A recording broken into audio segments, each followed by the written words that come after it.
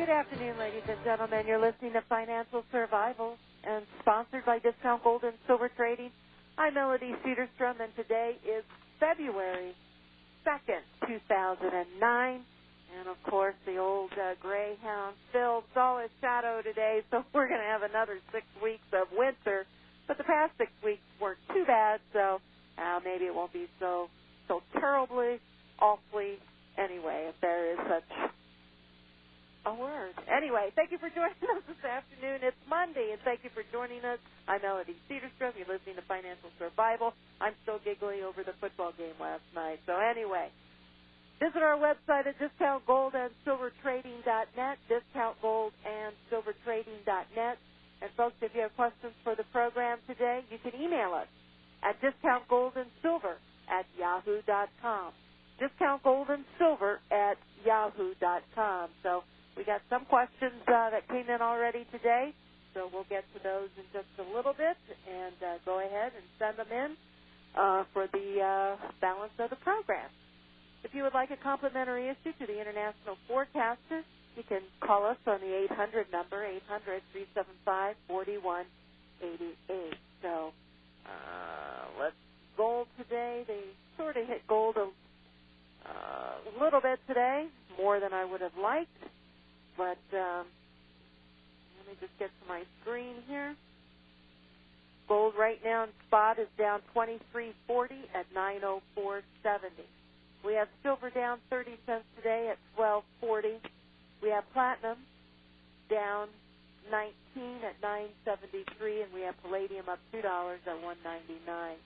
So a good time to come in and buy some gold, but we have the dollar down a little bit today, and all kinds of, you could definitely see the people at work in the prices throughout the market. So we have Robert Chapman joining us this afternoon from the International Forecaster. Good afternoon, Bob. Good afternoon. How are you? I think I'm okay. Did you watch that ball game last night? What, the hockey game? Pittsburgh. Oh, Pittsburgh, the Penguins? No. The Steelers. Go Steelers. People in Pittsburgh stealing things? No. Oh, Bob. Oh, baby. Go Pittsburgh. Yeah, I saw it. It was a very good game. Yes, it was. Both teams played very well, and they should be proud of themselves just sitting there. Kurt Warner, I would have liked to have seen him win. He's a very good person, but unfortunately he plays for the Arizona, so I couldn't root for them. I had to root for my hometown, Pittsburgh, home state town, Pittsburgh. So, well, you know, it's interesting that people take such joy in watching a team in their area win because, you know, in time to come here, if the economy continues to do as we think it's going to do in this depression, then there may not be many games. Entertainment is a very expensive thing, and as we all know, these entertainers are very highly overcompensated, and I think a realization may come over the next 2 years that professional sports may be injured very badly, like travel and eating out and, you know, the little luxuries that we all enjoy. So enjoy it while you can, because more difficult times are coming. And congratulations to the people who steal in Pittsburgh. You know, Bob, it was odd because and maybe it was because Pittsburgh was playing, but you know, a couple years ago they were in there too, and you know, Philly, they did all right this year and so forth. But I couldn't believe the amount of people that were out and about. I mean, it was packed of people scurrying and getting things and planning things for this game, and perhaps it's with what you said. They feel something in the air, and they feel that this might be one of the last few games they might have an opportunity to watch, and they enjoyed it. A lot of people told me that they don't normally watch the games in football, and I don't either, but they did settle in to watch this one. And so I guess maybe perhaps it is a sign of the times. Well, maybe it's they're concerned that the bread and circuses may be over. Yeah. And that's really what it is. I like to see college, and I like to see children play. I enjoy professionals, but not nearly as much, because it's just a different way of playing. It's playing for different reasons. But anyway, I see that the United States government was playing its little games again. On gold, they started over in Tokyo at the TOCOM, dragging it down. And then at 3:30 this morning, gold was already off to $12.90. Got a little softer after that to about 13-something.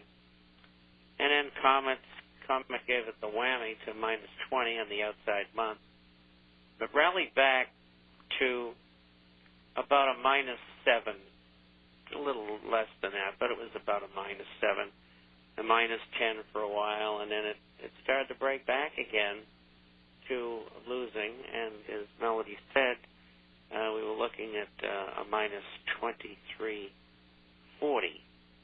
And I'm surprised, but then again, I'm not surprised because that wasn't natural selling. They tried to drive the LIBOR rates down again today. They tried to drive the interest rates down.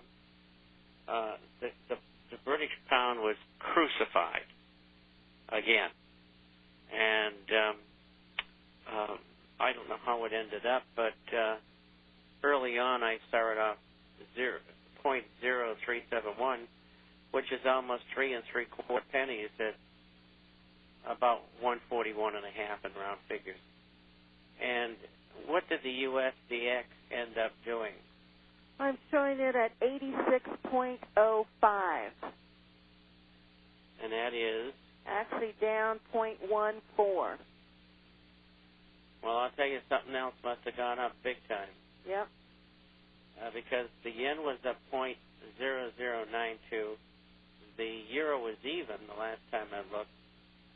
So maybe the Swedish krona and the Canadian dollar and the Swiss franc was stronger.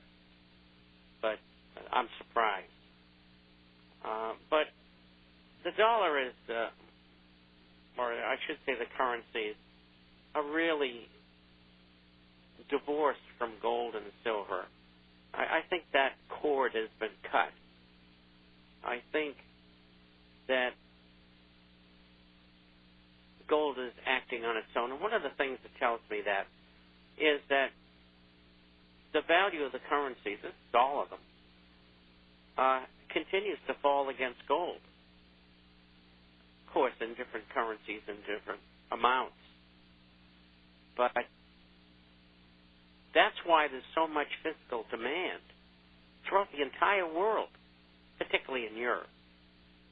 And I know that it is extremely difficult to get coins in other countries.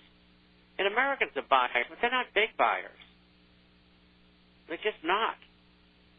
And, I just got a letter from somebody here, and I got to read a little bit of it to you. My parents' generation and much of my generation don't think such things matter. They don't care, and they don't want to discuss the problems or to do anything about it. They have to find out the hard way. So we have maybe 1% of the Illuminati, 1% against the Illuminati, and 98% who fervently want to be ostriches. I hate to say it, but it seems to be the natural order of things. Should you and your colleagues stop speaking out? No, definitely not. But one must keep in mind that every convert made is a miracle. And most won't change their minds until they lose everything. And then, maybe, they'll think about it. Take care and keep telling the truth. It's not 98%, it's probably half the people don't want to know. The other people do want to know. They don't speak out because